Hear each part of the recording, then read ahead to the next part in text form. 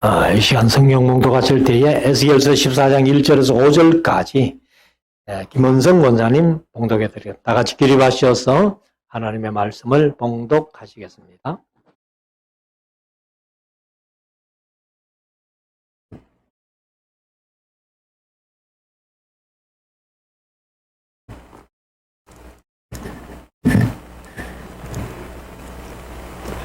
에스겔서 14장 1절에서 5절 말씀.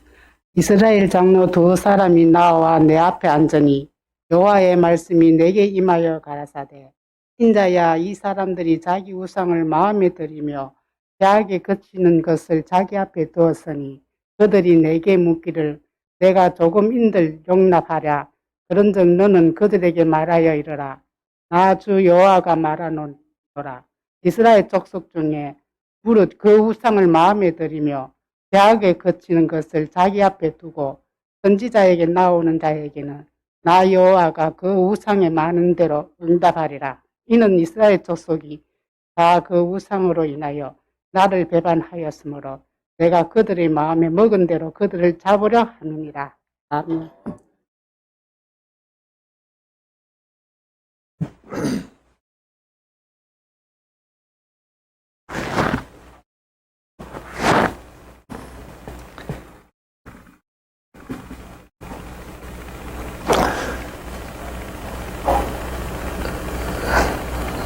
우리가 영상 예배를 드리면서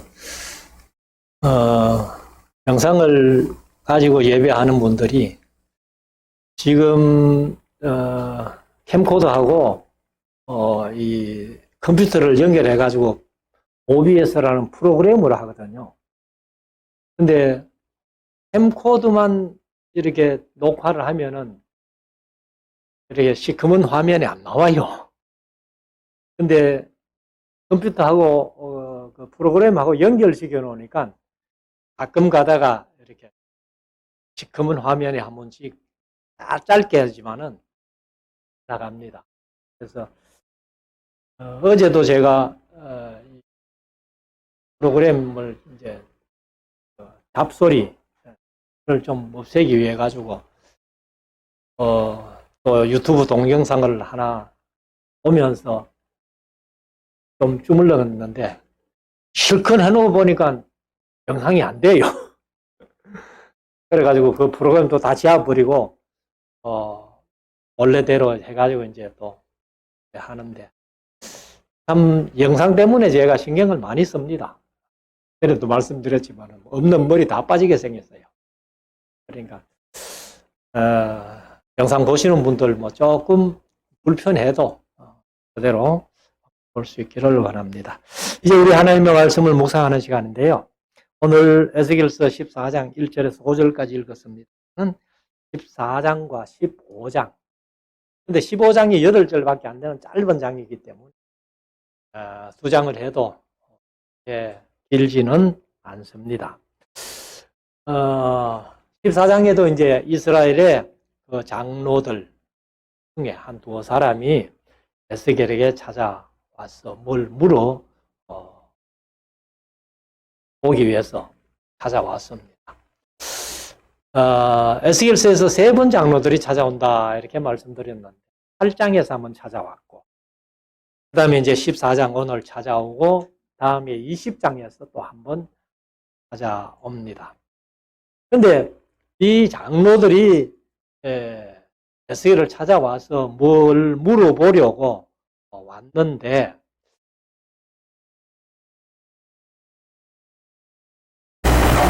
물어보는 사람답게 그렇게 물어봐야 하나님도 기쁘게 대답을 해 주실 텐데 마음속에는 여전히 우상을 자기 마음속에 품고 있으면서 그 우상을 버리고 하나님의 말씀 듣기 위해서 왔다면은 하나님이 얼마나 기쁘게 말씀하시고 근데 그 우상도 버리지 못한 채 하나님께 또 물으러 오니까 여기 오늘 본문에도 말씀을 합니다.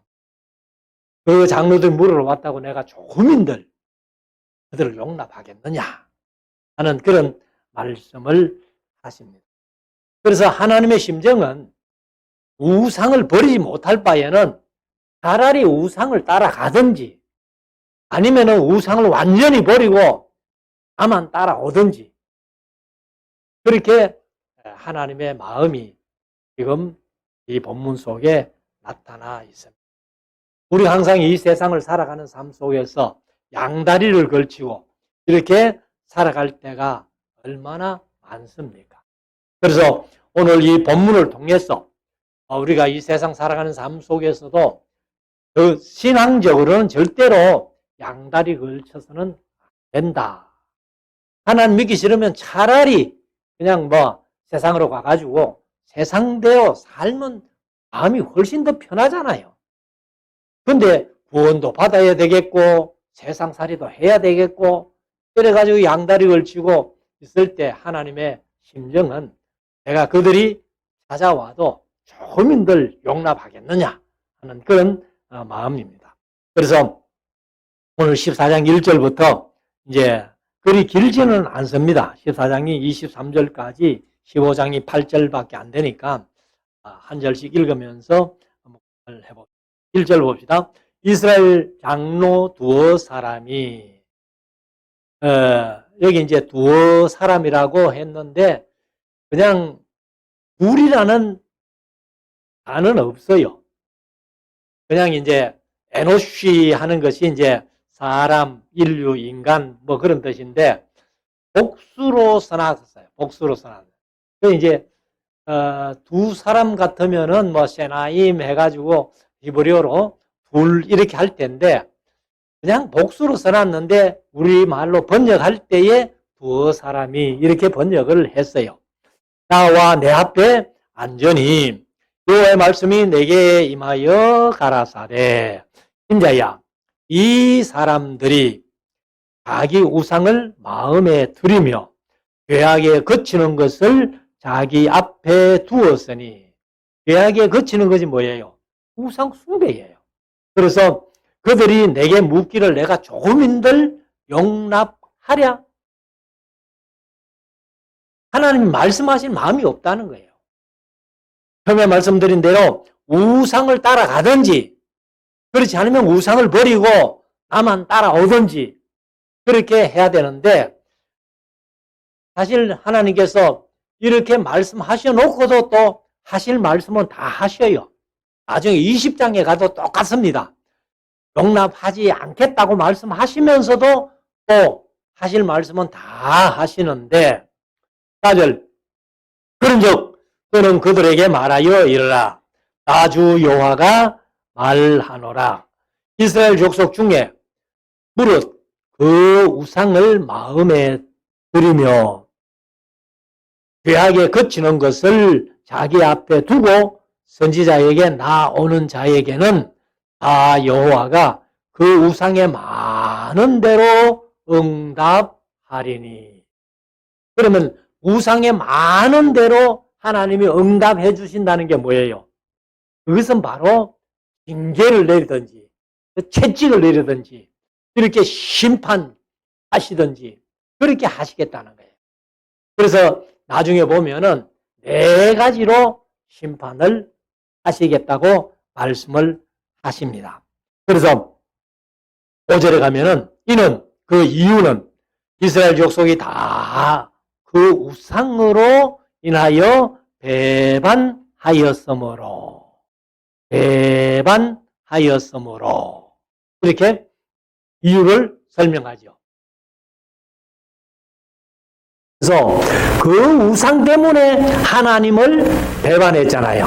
그래서 배반하였으므로 내가 그들의 마음에 먹은 대로 그들을 잡으려 함이니라.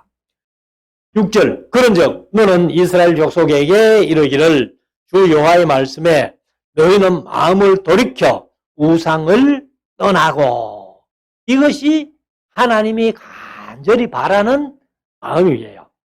우상을 떠나고 얼굴을 돌이켜 모든 가정한 것을 떠나라. 하나님을 믿으려면은 가정한 우상 버리고 이렇게 하나님께로 나와서 하나님만 믿어라. 그렇게 말씀을 하시는 거죠. 7절 이스라엘 족속과 이스라엘 가운데 우거한다는 말은 이제 개역개정 거류하는 함께 사는 그 말이죠. 외인 중에 개역개정을 외국인이라고 더 쉽게 번역을 해놨습니다. 그래서 외국인 중에 물론 나를 떠나고 자기 우상을 마음에 들이며 죄악에 거치는 것을 앞에 두고 죄악에 거치는 것, 개역개정은 걸림돌을, 그러니까 내 가는 길에 걸림돌이 있는 것을 앞에 두고 자기를 위하여 내게 묻고자 하여 선지자에게 나오는 자에게는 나 여호와가 친히 응답하여, 우리말은 번역이 없습니다만 이제 원어에는 그에게, 그러니까 자기 죄악들을 다 가지고 그리고 선지자에게 물어오는 자 그들에게 하나님이 응답하시겠다는 겁니다. 아까 말씀드린 대로 온 응답이 아니에요. 하나님이 징계를 내리시든지 채찍을 내리시든지 심판을 내리시든지 그런 응답을 하겠다 하는 그런 하나님의 마음인데, 그래서 우리가 질문이라는 것이 그렇잖아요. 목적이 분명하고 그리고 이제 우리가 신앙적으로는 하나님의 뜻을 알고자 한다면은 그런 질문을 얼마든지 할 수 있죠. 그런데 이 우상도 못 버리고 거치는 것도 못 버리고 그리고는 하나님 앞에 나와가지고 양다리 걸치면서 뭘 묻는다면은 대답해 줄 사람도 기분 나쁠 것 아니에요. 그러니까 이제 하나님의 심정도 그렇다는 겁니다. 그래서 우리 한국 성도들 가운데서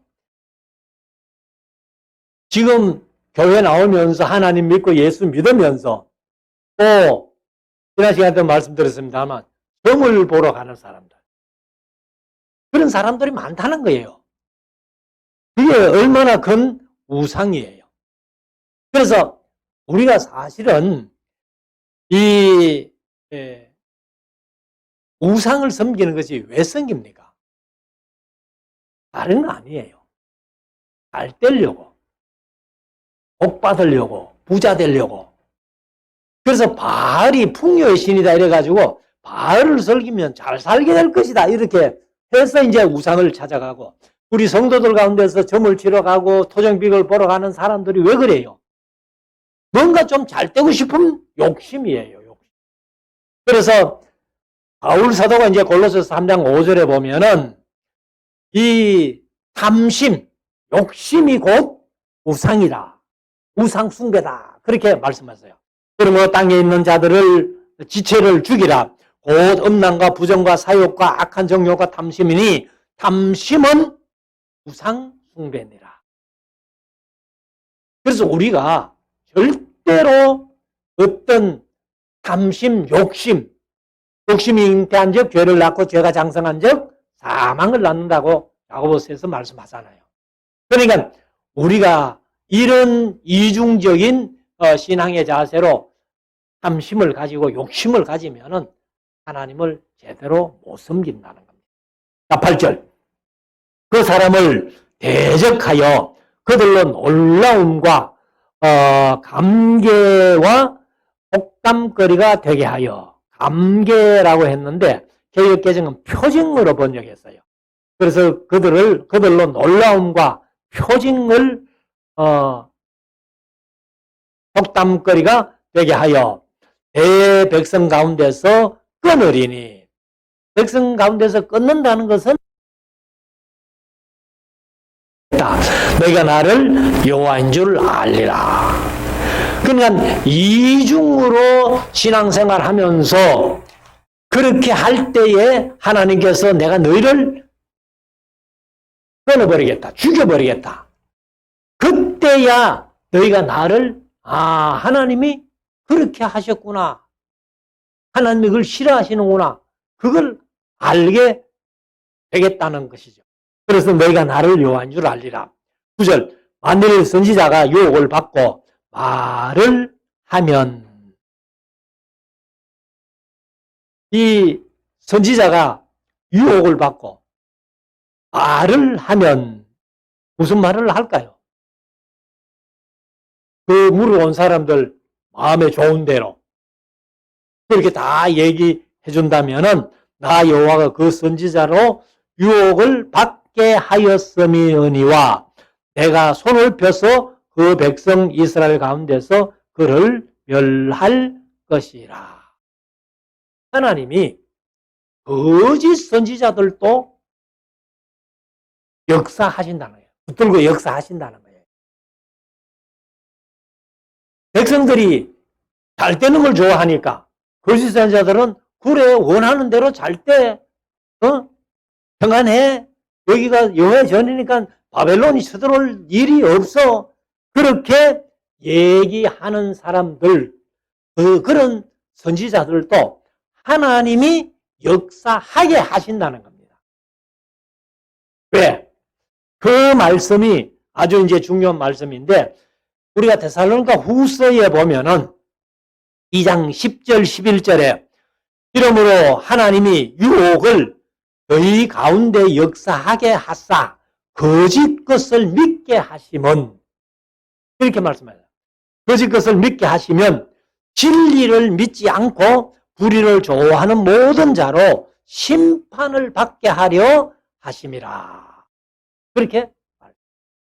그래서 우리 한국교회가 이렇게 이단 사이미가 많다는 것은 한국 성도들이 진리보다도 거짓을 좋아하니까, 듣기 좋은 소리를 좋아하니까.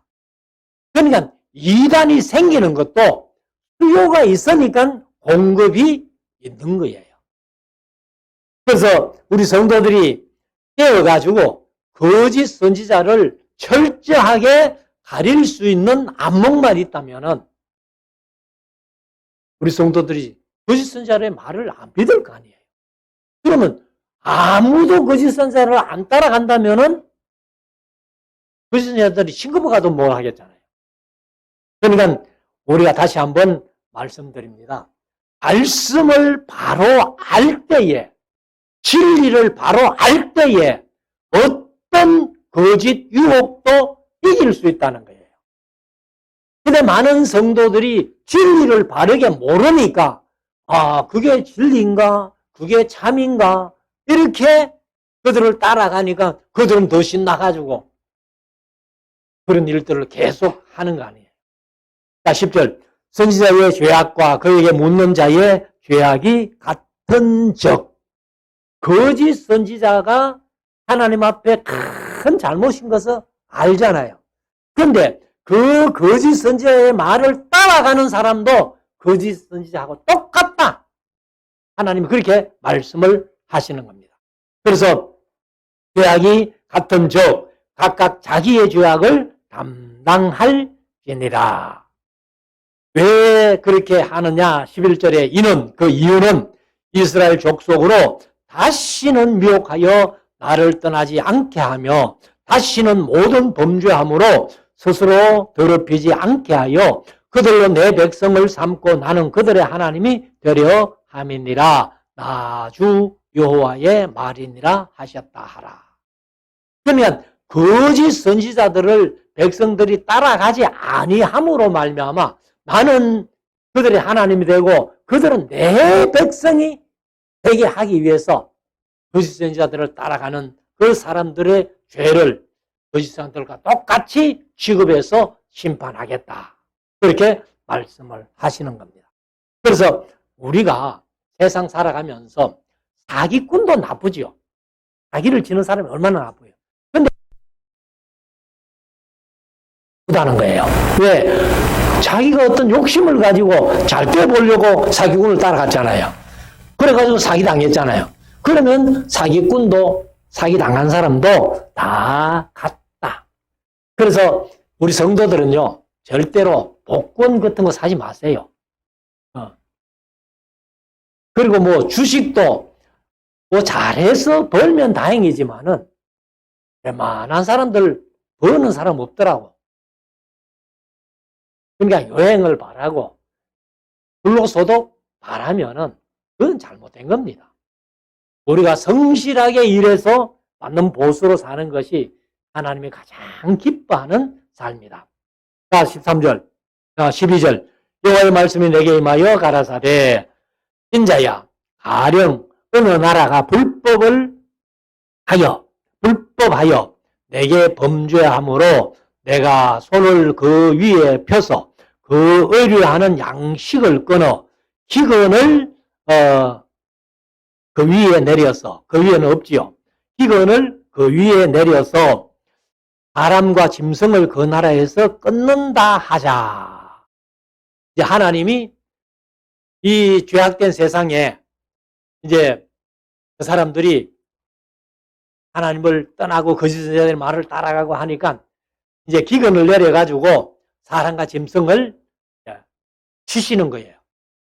그렇게 한다고 하나님이 이제 계획하고 하시는데 14절 비록 노아, 다니엘, 욥이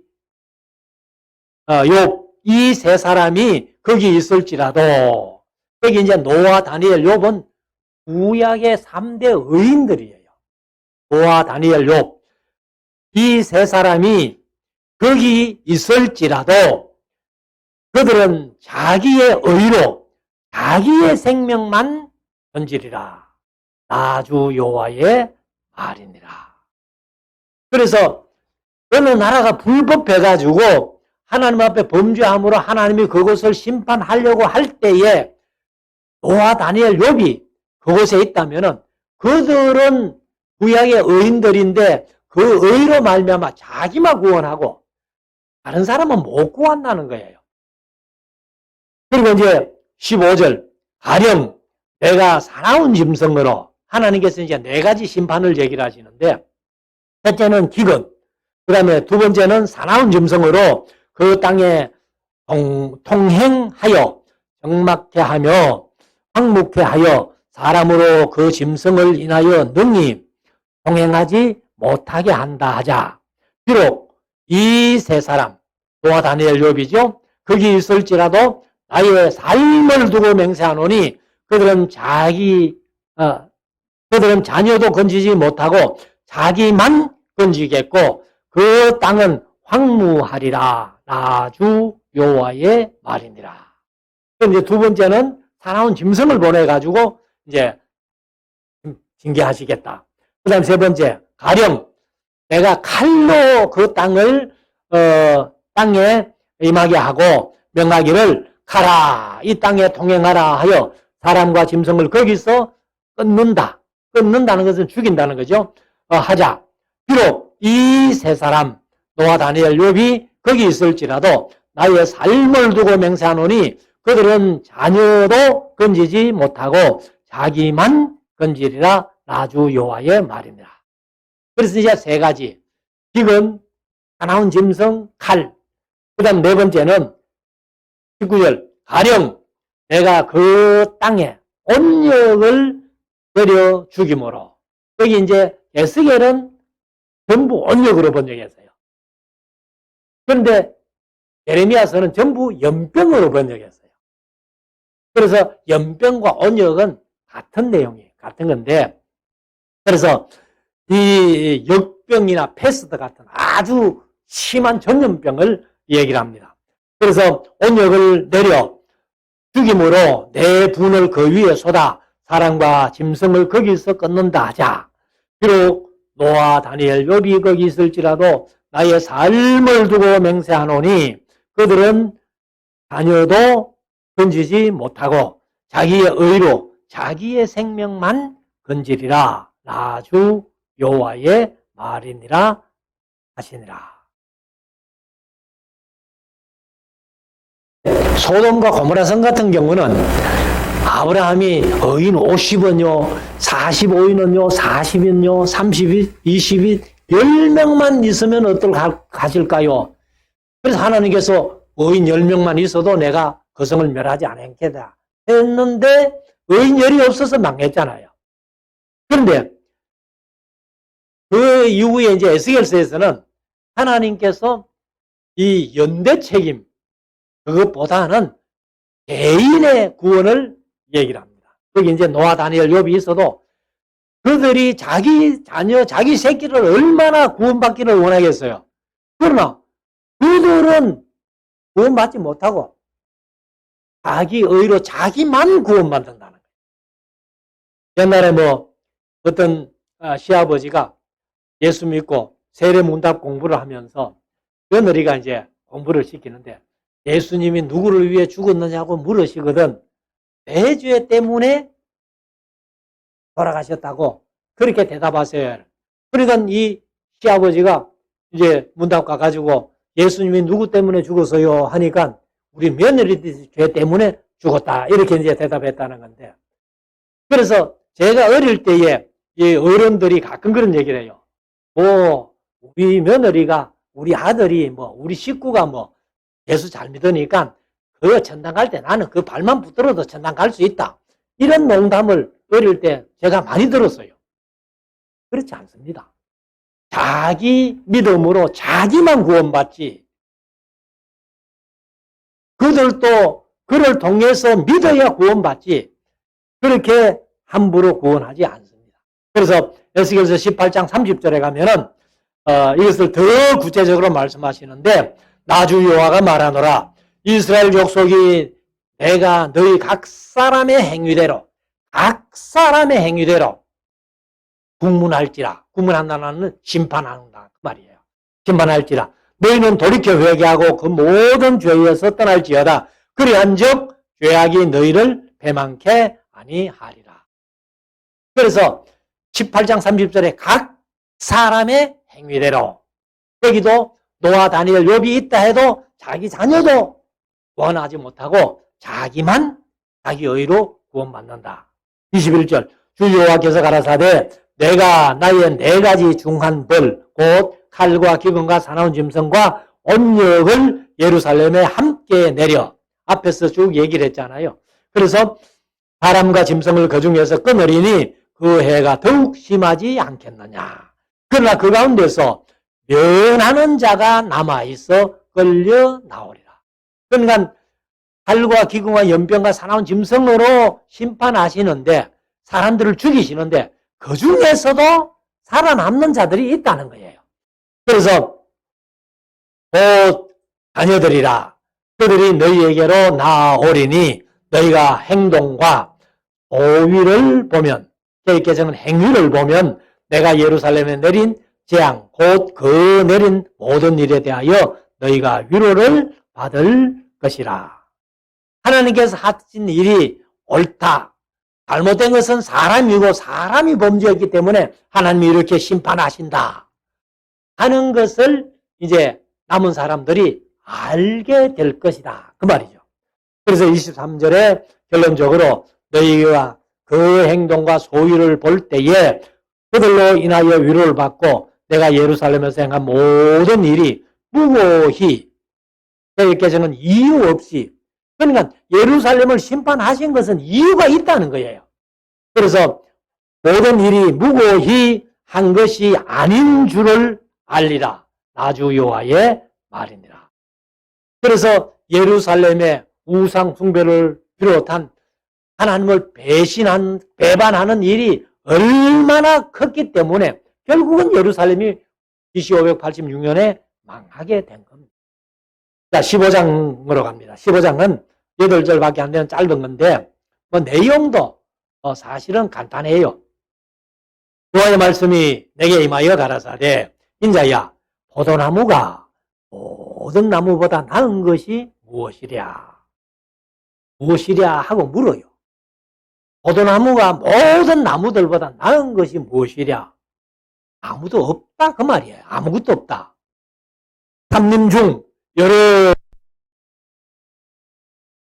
나은 것이 무엇이랴? 그 나무를 가지고, 그 나무는 포도나무죠.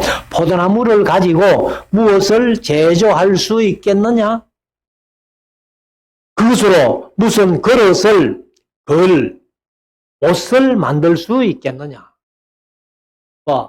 쉽게 말하면 옷걸이 같은 것을 만들 수 있겠느냐?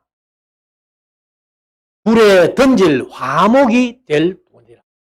포도나무는요, 아무짝에도 제목으로는 못 씁니다. 우리가 다 포도나무를 알기 때문에, 포도나무는 다시 말씀드리면은 열매 안 맺으면은 포도나무는 아무 쓸모없다. 그래서 에스겔서 15장이 포도나무 비유예요. 포도나무 비유. 포도나무 비유가 진짜 비유는 요한복음 15장이죠. 같은 15장이라서 외우기가 좋습니다. 요한복음 15장 포도나무 비유, 에스겔서 15장 포도나무 비유. 그런데 요한복음 15장의 포도나무 비유는 예수님은 포도나무고 너희는 가지고 내 아버지는 농부다. 이렇게 이제 비유로 말씀하신 거고, 에스겔서 15장은 포도나무는 열매 안 맺으면은 아무 짝에도 쓸모없는 그런 나무가 포도나무다. 그 말씀입니다. 그래서 이 불에 던질 화목이 될 뿐이라. 불이 그 두 끝을 사르고 그 가운데도 태웠으면 제조에 무슨 소용이 있겠느냐. 포도나무 자체도 이제 아무것도 사용하지 못하는 나무인데 그걸 불에 던져가지고 걸러놔 봐요. 네, 스가랴서 3장에서 그 대제사장 여호수아가 더러운 옷을 입고 하나님과 사탄이 있는 그 옆에 섰잖아요. 그래서 하나님께서 이는 불에서 그어낸 거슬린 나무가 아니냐 이렇게 말씀을 하시듯이 여기도 이제 포도나무도 그 성한 것 자체도 아무 쓸모없지만은 그걸 불에 넣었다가 거슬러가지고 꺼내놓으면 어디다가 쓰겠나 이 말이에요. 그래서 5절 그것이 온전할 때에도 아무 제조에 합당치 않았거든 하물며 불에 살라지고 탄 후에 어찌 제조에 합당하겠느냐. 그러므로 주 여호와가 말하노라 내가 숲풀 가운데 포도나무를 불에 던질 아목이 되게 한 것 같이. 그러니까 이제 아무 짝에도 쓸모없으니까 뭐 불이나 떼자. 그래가지고 포도나무를 떼는데 그래서 제가 강의할 때 그런 말씀을 드렸잖아요. 포도나무 전지를 해가지고 이제 이렇게 쌓아놓으면 바상 발라요. 그래 그거를 이제 또 뭐 버릴 수 없으니까 옛날에 불 뗄 때는 그 불을 떼거든요. 그래서 제가 이제 포도나무는 아무 짝에도 쓸모없다 하니까 어떤 분이 불 떼면 되잖아요. 그래 얘기를 해요. 그래서 그래 불 떼면 돼. 불 떼면 되는데 포도나무를 불을 떼봤나? 물어보니까 안 떼봤대. 안 떼봤으면 말을 하지 마라. 저는 어릴 때 삼촌이 포도나무 농사를 지었기 때문에 불을 떼봤어요. 근데 보통 나무보다 포도나무 발랐는 걸 불을 떼면은 불꽃이 3분의 2도 안 돼요. 훨씬 불꽃이 약합니다. 그러니까 불 떼는 것도 시원찮은 거예요. 자, 그래서 6절 다시 읽습니다. 그러므로 주 여호와가 말하노라 내가 숯불 가운데 포도나무를 불에 던질 화목이 되게 한 것 같이 내가 예루살렘 거민도 예루살렘 사람들도 그같이 할지라. 그같이가 뭐예요? 바벨론에 포로 잡혀가 가지고 불같은 시험을 받게 될 것이다. 그래서 포도나무를 불에 던지듯이 너희들을 이방에 흩어가지고 불시험을 받게 할 거다. 그 말입니다. 7절 내가 그들을 대적한 적 그들은 이제 예루살렘 거민들이죠. 그들이 그 불에서 나와도 불이 그들을 사르리니 내가 그들을 대적할 때에 내가 나를 여호와인 줄 알리라. 내가 그 땅을 황무케 하리니 이는 그들이 헌법한다는 말은 바로 반역하고 하나님 앞에 죄를 지었다. 그렇게 말씀은. 그래서 나주 여호와의 말이니라. 그 땅은 예루살렘이고 남방 유다인데 그것을 아주 황무하게 몹쓸 땅으로 만들어버리겠다. 그 이유는 예루살렘 대인들이 범법했다. 하나님 앞에 범죄했다. 그렇게 말씀을 합니다. 그래서 우리가 이 세상 살아가는 삶, 하나님께서 우리를 하시겠다고 하실 때에 하나님과의 관계가 좋아야 되잖아요. 하나님을 사랑하고 하나님을 경외하고 그리고 하나님을 사랑하고 경외하니까 맨날 한국 교회는 좋으신 하나님만 소개했지. 에스겔서처럼 하나님이 화가 머리 끝까지 난 상태에서 이렇게 말씀하시는 그 두려운 하나님은 몰라요. 그래서 제가 항상 말씀드려왔습니다만은 이 두려워하다, 무서워하다, 경외하다가 한 단어입니다. 히브리어로 야레라는 단어인데 한 단어예요. 그래서 야레를 써놓고 두려워하다라고도 번역할 수 있고 경외하다라고도 번역할 수 있어요. 그러면 우리가 하나님을 경외한다면은 하나님을 사랑한다면은 두려우신 하나님도 우리가 알아야 된다 하는 것을 다시 말씀을 드립니다. 그래서 우리 말씀 사랑교회 속한 모든 성도들이 하나님을 잘 경외하시면서 그 하나님이 두려우신 하나님이라는 인식도 우리가 마음속에 가지고 하나님을 더 사랑하고 더 섬기며 더 경외하고 두려워할 줄도 아는 우리 성도들이 될 수 있기를 주의 이름으로 축원합니다. 기도드리겠습니다.